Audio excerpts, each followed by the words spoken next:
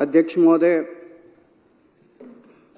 इस हाउस में हमारी मेजॉरिटी है और आज ये विश्वास प्रस्ताव कॉन्फिडेंस मोशन लाने की क्या जरूरत पड़ी, वो संक्षेप में कल मैंने बताया था ये प्रस्ताव रखते हुए कि मेरे पास 2 एमएलएज आए जिन्होंने कहा जी ये बीजेपी वाले आए थे और हमें ऑफर कर रहे थे कि केजरीवाल अब गिरफ्तार होने वाला है, उसके बाद हम इनकी सरकार गिरा देंगे आम आदमी पार्टी की, सारे एमएलए तोड़ लेंगे, 21 हमारे संपर्क में हैं, औरों से भी बात चल रही है, तुम भी आ जाओ, 25 करोड़ भी देंगे और जो मांगोगे और भी दे देंगे, तुमको चुनाव भी लड़ा देंगे।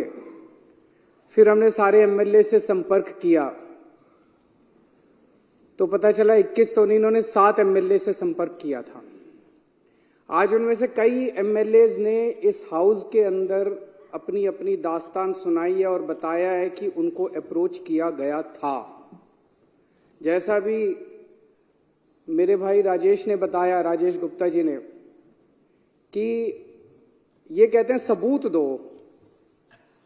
कैसे सबूत दें? किस चीज का सबूत दें?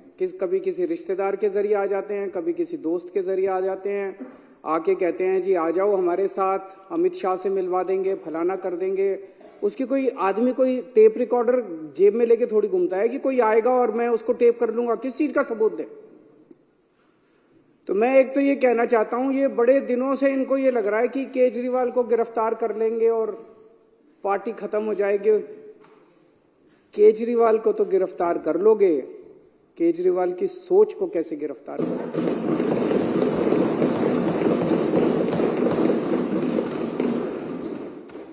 और एक केजरीवाल को गिरफ्तार कर लोगे, मेरे भारत मां की कोख से 1 लाख केजरीवाल पैदा हो जाएगा।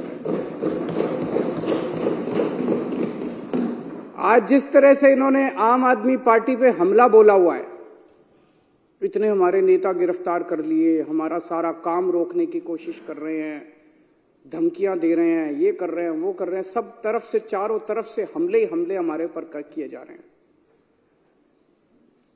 देश का एक एक बच्चा देख रहा है कि हो क्या रहा है। सारे लोग देख रहे हैं, इनको लगता है लोग बेवकूफ है, लोग बेवकूफ नहीं है। अब पार्कों के अंदर चर्चा होने लगी है कि ये चल क्या रहा है, तो लोग एक प्रश्न पूछने लगे हैं, क्या मोदी जी केजरीवाल को खत्म करना चाहते हैं? क्या मोदी जी केजरीवाल को क्रश करना चाहते हैं? क्या मोदी जी केजरीवाल को कुचलना चाहते हैं?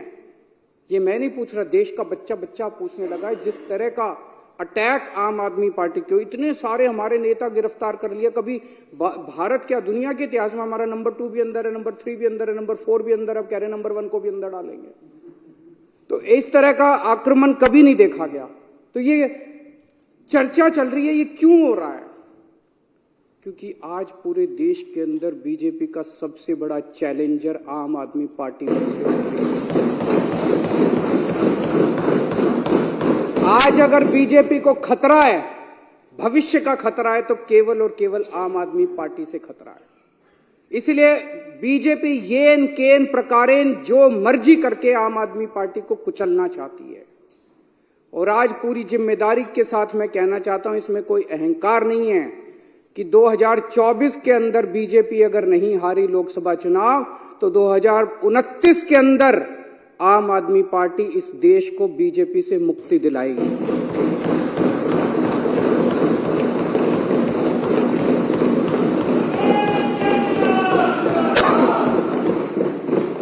अध्यक्ष महोदय, ये कोई छोटी बात नहीं है। एक छोटी सी पार्टी, 12 साल का बच्चा है, 12 साल पहले ये पार्टी बनी थी।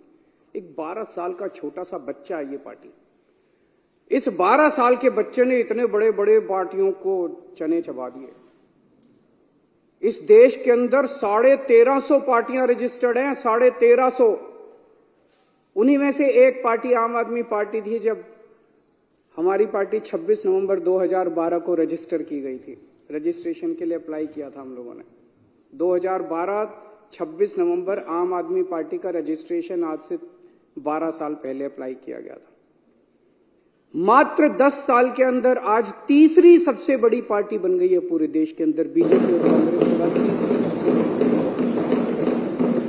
बड़ी। एक एमएलए बनने के लिए लोगों की चप्पल घिस जाती है, पूरी जिंदगी बीत जाती है एक एमएलए बनने के लिए, काउंसलर बनने के लिए। ये कोई इत्तेफाक नहीं है कि ये पार्टी इतने कम समय के अंदर आज 2 राज्यों के अंदर हमारी फुल फ्लेजेड सरकार है, बहुमत, भारी बहुमत के साथ, ऐतिहासिक बहुमत के साथ सरकार है। दिल्ली के अंदर 70 में से 67 सीट इतिहास में कभी नहीं आई। पंजाब के अंदर 117 में से 92 सीट पंजाब के इतिहास में कभी नहीं आई। गुजरात के अंदर पहली बार चुनाव लड़े, पहली बार के अंदर हमारे 14% वोट और 5 एमएलए आ गए। गोवा के अंदर पहली बार चुनाव लड़े और गोवा के अंदर हमारे आज 2 एमएलए हैं। ये कोई छोटी बात नहीं है, इतनी छोटी सी पार्टी और इतना बड़ा। और चंडीगढ़ के अंदर तो आपने देखा हमारा मेयर इन्होंने किस तरह से छीन लिया इन लोग। तो ये कोई छोटी बात नहीं है। और मात्र 12 साल के बाद आज नेशनल पार्टी बन गई। तो आज इनको खतरा और डर भविष्य का केवल और केवल आम आदमी पार्टी से है।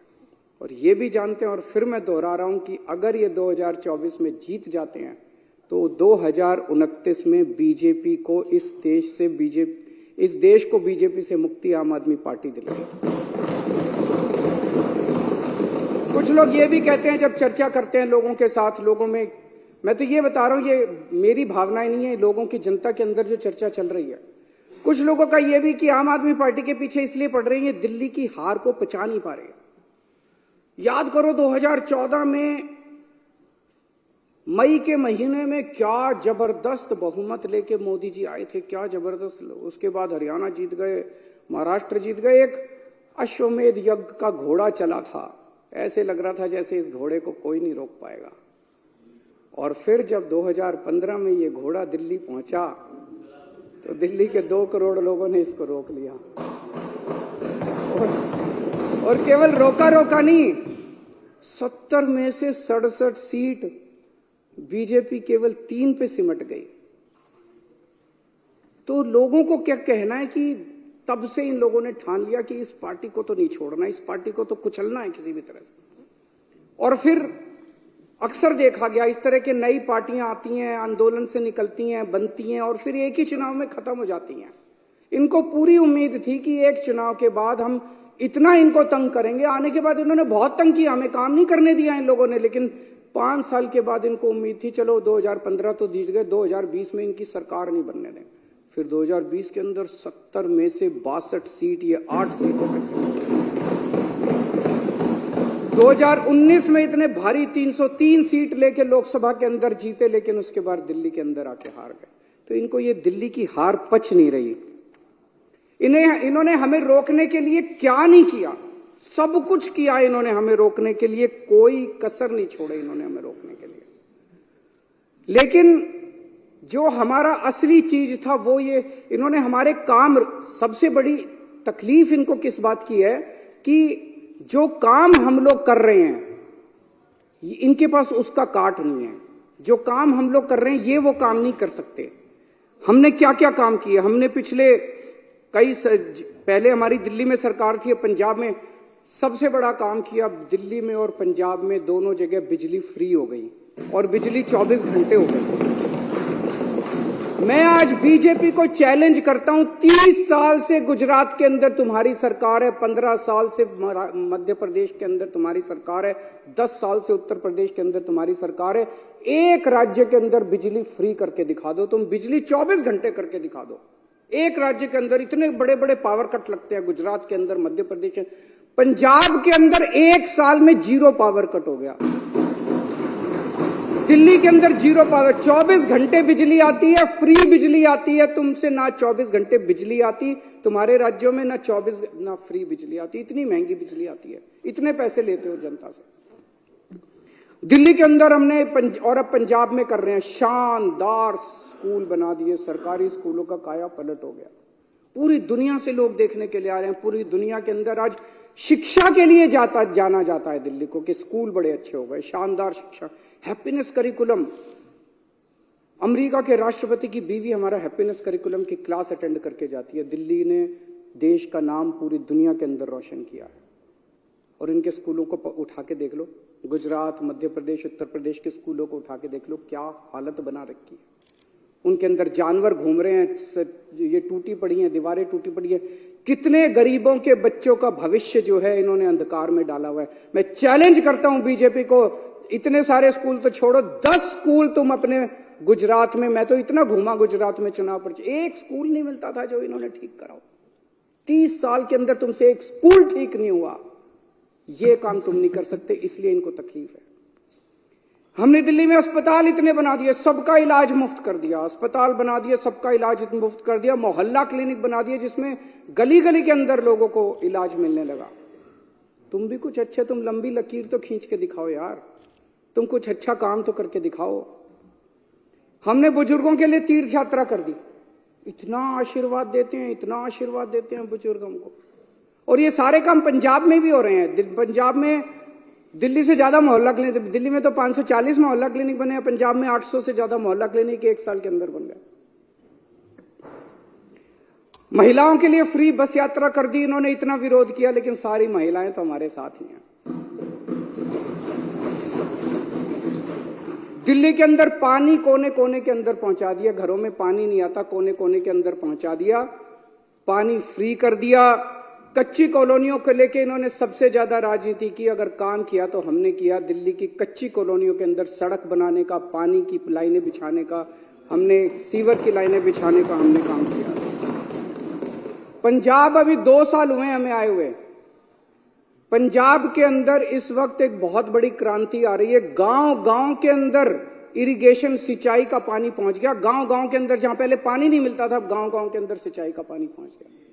हमसे सीख लो, हमें सारे काम करने आते हैं, हमसे भी नहीं सीखोगे और काम भी नहीं करने दोगे। अभी delivery of free services, door step delivery of free services, आपको दफ्तर जाने की जरूरत नहीं है, फोन करो और आपके घर आके सरकार काम करेगी। दिल्ली में भी लागू हो गया, पंजाब में भी लागू हो गया। इन्होंने दिल्ली के अंदर हमें door step delivery of ration नहीं करने दी, घर घर हम राशन पहुंचाना चाहते थे, इन्होंने दिल्ली में नहीं करने दी, हमने पंजाब में जाके लागू कर दी। अभी 10 दिन पहले मैं उद्घाटन करके आया हूं पंजाब में। हम लोग व्यवस्था बदल रहे हैं, बहुत बड़ा काम कर रहे हैं। और अब मैं आपको बताता हूं जो एक दर्दनाक कहानी है कि इन लोगों ने किस तरह से ये सारे काम रोक, जब इन्होंने देखा कि जो काम केजरीवाल कर रहा है ये काम तो हमसे होते नहीं, ना हमसे स्कूल बनते, ना हमसे अस्पताल बनते, ना हमसे बिजली का काम होता, ना हमसे पानी का काम होता, ना हमसे सिंचाई का काम होता, ना हमसे दलाल खत्म, हमसे और ना हमारी इच्छा भी को पैसे कमाने इन्होंने। तो जब इन्होंने देखा ये काम नहीं, तो इन्होंने काम रोकने का काम किया। बड़े दर्द के साथ आज मेरे को कहना पड़ रहा है कि पिछले साल इन्होंने किस तरह से दिल्ली के अस्पतालों के अंदर दवाइयों को रोकने का काम किया। अस्पतालों के अंदर गरीब आदमी अपना इलाज कराने के लिए आता है, अस्पतालों के अंदर बेबस आदमी जिसके पास पैसा नहीं होता, जो अमीरों के अस्पताल में, 5 स्टार अस्पताल में इलाज नहीं करा सकता, वो कराने के लिए आता है। हमने अस्पताल बदले थे, अस्पताल शानदार बना दिए, सारी दवाइयों का सबका इंतजाम किया। इन्होंने अफसरों के ऊपर उनकी हाथ मरोड़ के उन दवाइयां बंद करा दी। इन्होंने टेस्ट बंद करा दिए। मोहल्ला क्लिनिक में 3 महीने तक पिछले साल मोहल्ला क्लिनिक में टेस्ट नहीं हो पाए। इन्होंने पेमेंट रोक दी लेबोरेटरीज की। इतने गंदे और इतने घटिया लोग हैं ये लोग। कोई रोकता है क्या? कहते हैं राम भक्त है। भगवान राम ने कभी नहीं कहा था कि गरीबों की दवाइयां रोको, गरीबों की। पाप लगेगा तुम लोगों को, पता नहीं किस मिट्टी के बने हैं, पाप लगेगा आपको। विधुड़ी जी, आपकी पार्टी ने जो ये काम किया दवाइयां रोकने का और टेस्ट रोकने का और सारे अस्पतालों का इलाज रोकने का, गंदी बात है ये। बता के जाना, आप भी रुक जाओ, बता के जाना अपनी पार्टी वालों को क्यों किया उन लोगों ने। दुश्मनी मेरे से है, दुश्मनी केजरीवाल से है। दिल्ली के 2 करोड़ लोगों से क्यों बदला ले रहे हो तुम लोग? एक वो एमटीएस थे, data entry operator, OPD counter पे जब आप सरकार, बैठ जाओ, मैं सारे जवाब दूं, बैठ जाओ, 2 मिनट बैठ जाओ, मैंने डिस्टर्ब नहीं किया था। दिल्ली के अंदर जब आप अस्पताल में जाते हो, दवाई की खिड़की पे जाते हो, खिड़की ऊपर एक आदमी बैठा मिलता है रजिस्ट्रेशन करने के लिए, ओपीडी के लिए, ओपीडी का कार्ड काटने के लिए। वो कॉन्ट्रैक्चुअल था, वो डेटा एंट्री ऑपरेटर था। एक दिन एक ऑर्डर पास करके इन्होंने दिल्ली के सारे सरकारी अस्पतालों के डेटा एंट्री ऑपरेटर हटा दिए। अब अस्पताल के अंदर रजिस्ट्रेशन करने वाला कोई नहीं बचा। अरे करना क्या चाहते हो? दिल्ली के लोगों को मारना चाहते हो क्या? एक दिन फरिश्ते स्कीम कि अगर दिल्ली की बाउंड्री के अंदर किसी का भी एक्सीडेंट होगा उसका फ्री में इलाज किया जाएगा, चाहे प्राइवेट में हो चाहे सरकारी अस्पताल में हो। 23,000 लोगों का हम फ्री में इलाज करा के उनकी जिंदगी बचा चुके हैं। इन्होंने फरिश्ते स्कीम बंद करा दी। इन लोगों ने, इतने घटिया किस्म के लोग हैं ये लोग। मेरा दिल रोता है जब मैं ये सारी चीजें, मैं जानता हूं किसी दिन लिखूंगा ये सब कि किस तरह से भारतीय जनता पार्टी के लोगों ने कितने घटिया स्तर के ऊपर इन लोगों ने काम किया है। ये राजनीति होती है। ये राजनीति सत्ता के लिए तुम किसी भी हद तक चले जाओगे, कुछ भी करोगे सत्ता के लिए। अरे मेरे से दुश्मनी है, मेरे को गालियां दे लो यार, दिल्ली के लोगों का इलाज तो मत रोको कम से कम। आप लोगों को लगेगा केजरीवाल झूठ बोल रहा है। भाई सरकार तो हमारी है, फिर ये कैसे रोक सकते हैं? ऐसा मन में आएगा ना कि भाई सरकार तो हमारी है, सरकार तो केजरीवाल की है, फिर ये कैसे रोक सकते हैं? मैं बताता हूं कैसे रोक सकते हैं। सर्विसेज इनके पास है। सर्विसेज का मतलब ट्रांसफर पोस्टिंग, किस अफसर को कहां लगाना है, कहां से हटाना है, किस अफसर के खिलाफ कार्रवाई करनी है। अगर कोई अफसर करप्शन करता है तो उसके खिलाफ कार्रवाई, डिसिप्लिनरी प्रोसीडिंग, विजिलेंस, जेल भेजना, ये सारा इनके पास है। पूरा अफसरशाही के ऊपर और स्टाफ के ऊपर और कर्मचारियों के ऊपर इनका कंट्रोल है।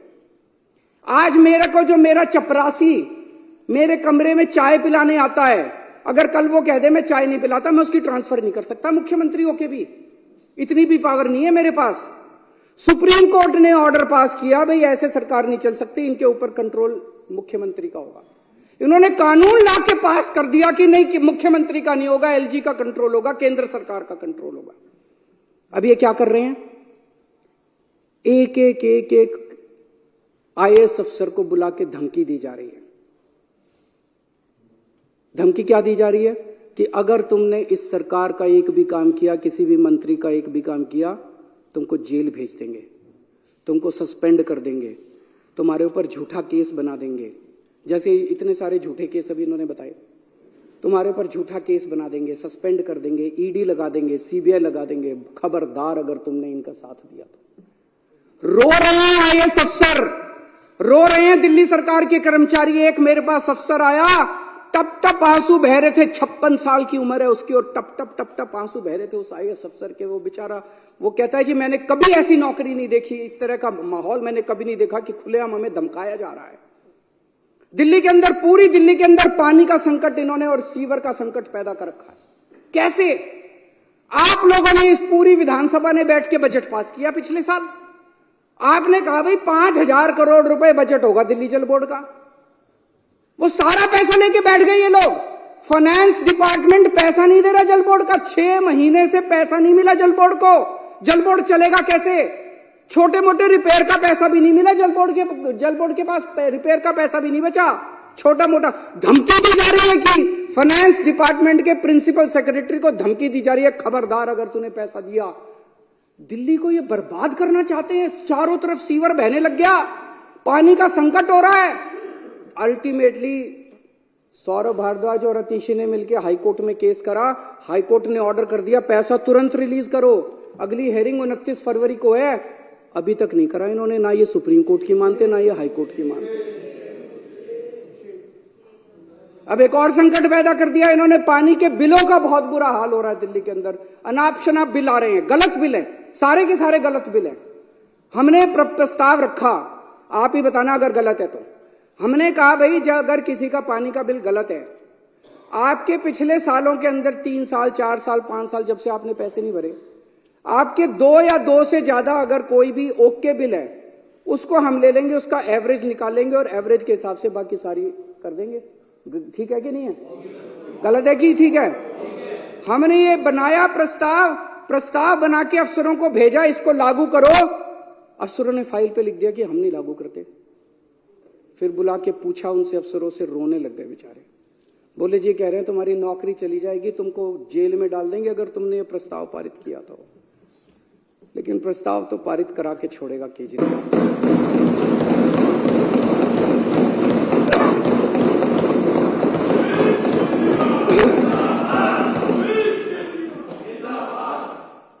देखते हैं कि बाजुए कातिल, क्या है वो? जोर कितना बाजुए कातिल में है। उन्होंने बिजली की सब्सिडी बंद करने की कोशिश की थी, मेरे को याद है। पिछले साल से खूब नौटंकी मचा रखी है उन्होंने। कभी बिजली कंपनियों के डायरेक्टर हटा दिए, कभी ये हटा दिया, वो हटा दिया कि बिजली की सब्सिडी बंद करो। इनको पता है कि बिजली की सब्सिडी से सबसे ज्यादा जनता प्रभावित है। होने नहीं दी मैंने इन लोगों की गंदी चाल।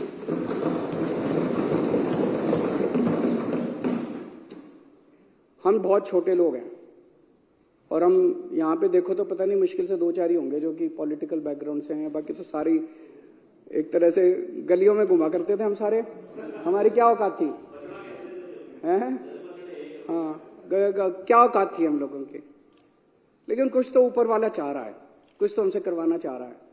मतलब एक सुंदर नगरी की झुग्गियों के अंदर मैं यूं ही घुमा करता था, कोई नहीं पूछता था। परिवर्तन नाम की एनजीओ चलाया करता था, आप लोग भी अपनी अपनी जिंदगी चला रहे थे। अचानक वहां से उठा के लोगों का पता नहीं क्या प्यार था, क्या किस्मत थी, ऊपर वाला हमसे क्या कराना चाह रहा है, यहां पहुंचा दिया हम लोगों को।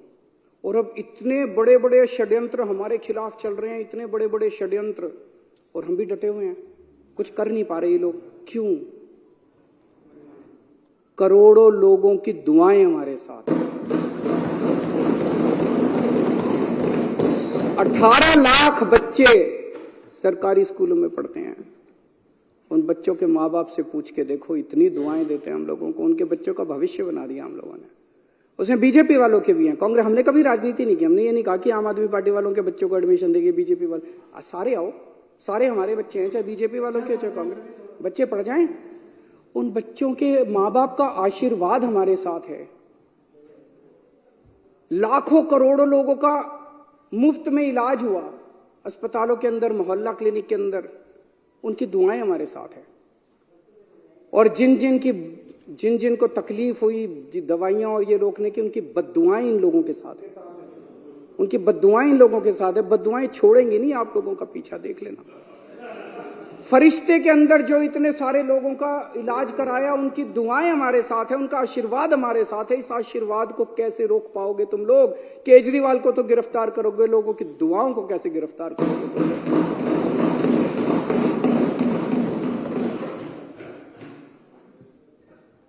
अब ये ऑपरेशन लोटस करने आए हैं। कितने ऑपरेशन लोटस कर लिए, अब तो थकते भी नहीं हो तुम। हमारी दाद तो देनी पड़ेगी तुम लोगों को।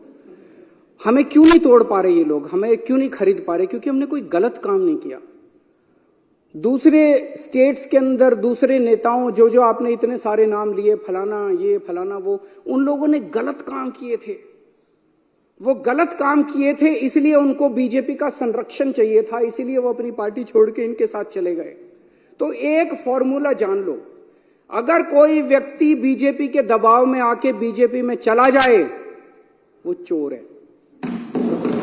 और अगर कोई व्यक्ति बीजेपी के दबाव के बावजूद बीजेपी में ना जाए, तो ईडी और सीबीआई वाले चाहे उसको जितने मर्जी जेल में डाल ले, वो कट्टर ईमानदार है। मनीष सिसोदिया पे इन्होंने कितना दबाव डाला, खुलेआम है। मनीष सिसोदिया को बोले केजरीवाल की पार्टी छोड़ दे, केजरीवाल की सरकार गिरा के तेरे को मुख्यमंत्री बना देंगे। पर मनीष सिसोदिया हेमंत बिश्व शर्मा तो नहीं है, उसने कोई चोरी तो नहीं कर रखी। वो बोला मेरे को मुख्यमंत्री भी नहीं बनना और मैंने कोई गलत काम नहीं किया। तुम 1 साल 2 साल 3 साल रख लोगे, अल्टीमेटली तो मैंने बाहर आना ही आना है। मैंने कोई गलत काम नहीं किया, मैं क्यों टूटूंगा? आप सब लोगों को, इतने सारे लोगों को इन्होंने अप्रोच किया। मैं सलाम करता हूं आप लोगों को कि क्या गजब के लोग हो आप लोग। टूटे नहीं, आप टूटे नहीं, आप ही मेरी ताकत हो। दिल्ली के 2 करोड़ लोग और दिल्ली के जो आप 61 विधायक हो, आप सब लोग मेरी ताकत हो, जिसकी वजह से आज मैं इन लोगों का मुकाबला कर पा रहा हूं। अगर आप में से कई लोग टूट जाते, मेरी भी सरकार गिर जाती। पर आप लोग नहीं टूटे, आप लोग मेरी ताकत हो। सबको कहते हैं बीजेपी ज्वाइन कर लो, बीजेपी ज्वाइन कर लो, और इन्होंने हमें बदनाम करने में कोई कसर नहीं छोड़ी। अभी इतनी बड़ी लिस्ट बताई इन्होंने कि डीटीसी में भी स्कैम हो गया, क्लासरूम में भी स्कैम हो गया, क्या क्या था, पानी में भी स्कैम हो गया, बिजली में भी स्कैम हो गया, राशन में भी स्कैम हो गया, किसी कोई बटन था, बटन में भी स्कैम हो गया, फलाने में भी स्कैम हो गया। मैं एक चीज जानना चाहता हूं, जितने पूरे देश में आज तक एमएलए खरीदे हैं तुम लोगों ने, कितना पैसा खर्च किया उसमें? और वो पैसा कहां से आया यही बता दो तुम लोग। बस ईमानदारी से इस देश को बता दो कि कर्नाटक में एमएलए खरीदे, मध्य प्रदेश में एमएलए खरीदे, गोवा में एमएलए खरीदे, इधर एमएलए खरीदे, उधर एमएलए, इतना पैसा कहां से लाते हो यार तुम लोग? ये तो खुलेआम है। जब इन लोगों को 25-25 करोड़ दे रहे थे, पता नहीं है मार्केट रेट भी है, मार्केट रेट क्या चल रहा है मेरे को तो पता नहीं। मध्य प्रदेश में क्या रेट चल रहा है, कर्नाटक में क्या रेट चल रहा है। तो ये पैसा कहां से आता है? ये पैसा कहां से आ रहा है? तुम हमारे बटन में स्कैम ढूंढ रहे हो। 12 रुपए का बटन है, बटन में तुम स्कैम ढूंढ रहे हो। अरे तुम्हारे करोड़ों रुपए एक एक एमएलए पे 50-50 करोड़ रुपए खर्च कर दिए। ये पैसा कहां से आ रहा है ये तो बता दो इस देश के लोगों को। इन्होंने पहले मेरे ऊपर कई 2-3 साल ऐसे थे जिसमें इन्होंने मेरे ऊपर जहां जाता था इंक फेंकते थे। खूब मैंने जिल्लत बर्दाश्त करी है, इंसल्ट बर्दाश्त करी है। फिर 2-3 साल पे इन्होंने कभी कोई अटैक, कभी थप्पड़ मारते थे, कभी मिर्च डाली। एक बार इन्होंने मेरे दफ्तर के अंदर घुस के इन्होंने जूते मारे मेरे को। अब कह रहे हैं गिरफ्तार करेंगे इनको। मैं जैसे मैं कह रहे थे, आपको क्या लगता है गिरफ्तार करने से सरकार गिर जाएगी, ये सारे टूट जाएंगे? ऐसे ही टूट जाएंगे। कर लो गिरफ्तार, वो भी करके देख लो। अभी तक तो सब कुछ करके देख लिया, काम रोक के देख लिए, शुंगलू कमीशन बिठा लिया, कानून बदल लिए, सारा कुछ करके देख लिया। एक तुम्हारा यही सपना बचा है केजरीवाल को गिरफ्तार करके ये भी पूरा करके देख।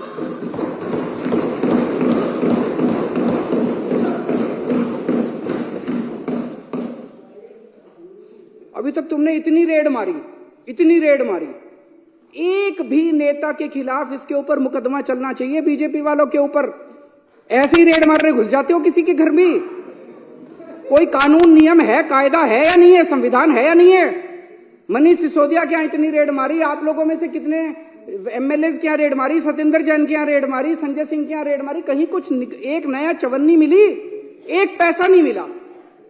अरे हमारी संपत्ति लोगों के दिलों के अंदर है, बैंक अकाउंट के अंदर नहीं। और हमारा बैंक अकाउंट लोगों की आंखों के अंदर। यहां नहीं है हमारी संपत्ति जहां ढूंढ रहे हो तुम लोग। अध्यक्ष महोदय, 2014-15 में 2 घटनाएं घटी उस फाइनेंशियल ईयर में। 2014 के मई में केंद्र के अंदर एक पार्टी की सरकार बनी जिसको लोगों ने केंद्र में भारी बहुमत दिया, अभूतपूर्व बहुमत दिया। और 2015 की फरवरी के अंदर दिल्ली में एक पार्टी की सरकार बनी जिसे लोगों ने भारी बहुमत दिया, अभूतपूर्व बहुमत दिया। और वहां से 2 किस्म की राजनीति ने जन्म लिया। एक केंद्र के अंदर जो सरकार बनी थी और दिल्ली के अंदर जो सरकार बनी थी। आज 10 साल हो गए दोनों सरकारों को बने हुए। एक केंद्र की सरकार है जिसने 10 साल में कोई काम नहीं किया, और अब वो केवल कैसे वोट लेना चाहते हैं? कांग्रेस के नेताओं को गिरफ्तार कर लो, कांग्रेस का अकाउंट फ्रीज कर दो, आम आदमी पार्टी के नेताओं को गिरफ्तार कर लो, ईडी को सबके पीछे लगा दो, सारी ओपोजिशन को कुचल डालो, सारे नेताओं को जेल में डाल दो। इस तरह से ये वोट लेना चाहते हैं। और दूसरी राजनीति दिल्ली की राजनीति थी जिसके अंदर हमने स्कूल बनवाए, अस्पताल बनवाए, लोगों का इलाज किया, लोगों के बच्चों को पढ़ाया, पानी का इंतजाम किया, बिजली का।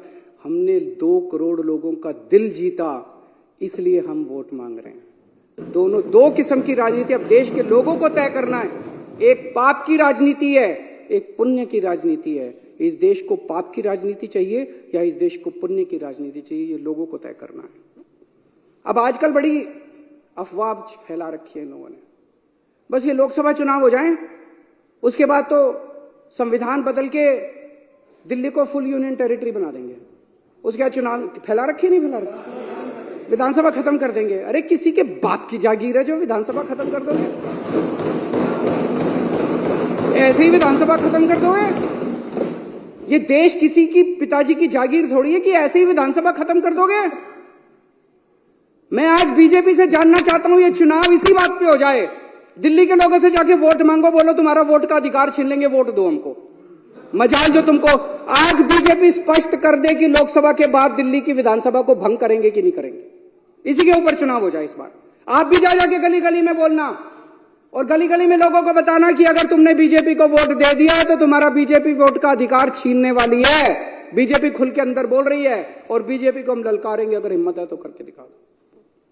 और एक और आप सबसे विनती है कि विधानसभा भंग करें या ना करें, हम यहां सत्ता के लिए नहीं आए, हम यहां सेवा के लिए आए हैं, काम करते रहना। हम एमएलए रहे ना रहे, मंत्री रहे ना रहे, मुख्यमंत्री रहे ना रहे, विधानसभा रहे ना रहे, पूरी जिंदगी देश के लिए न्यौछावर की है, सत्ता के लिए नहीं, हमने सर्विस सेवा के लिए हम लोगों ने न्यौछावर की है।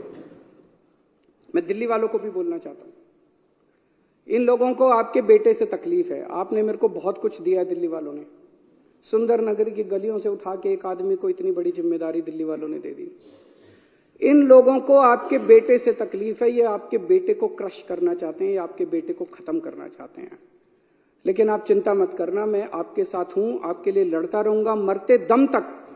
मेरी ये विधानसभा भंग भी कर दें, अगर ये जितने मर्जी षड्यंत्र करते रहें, सत्ता में होते हुए या सत्ता में बाहर रह के, मेरी जिंदगी आप लोगों के लिए है। 7 जन्म में भी मैं आपका एहसान नहीं चुका सकता जो एहसान दिल्ली वालों का मेरा है।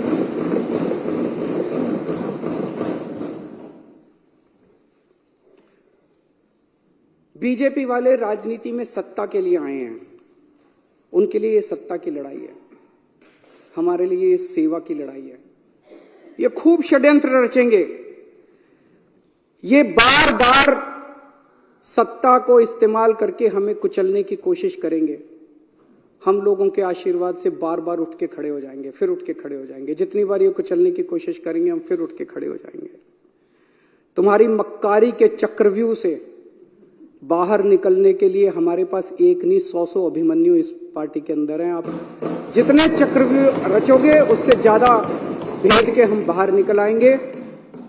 अध्यक्ष महोदय, इस जो प्रपोजल मैंने कल रखा था उसका मैं पूरी तरह से समर्थन करता हूं, और मैंने पूरे अच्छे तरीके से बताया कि इसको लाने की क्या जरूरत पड़ी।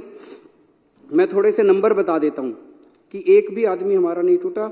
हमारे टोटल 62 एमएलए हैं, अभी यहां पे विधानसभा में 54 मौजूद हैं, 2 बीमार हैं, 3 आउट ऑफ स्टेशन हैं, 2 जेल में हैं, सत्येंद्र जैन और मनीष सिसोदिया, और एक के यहाँ शादी है।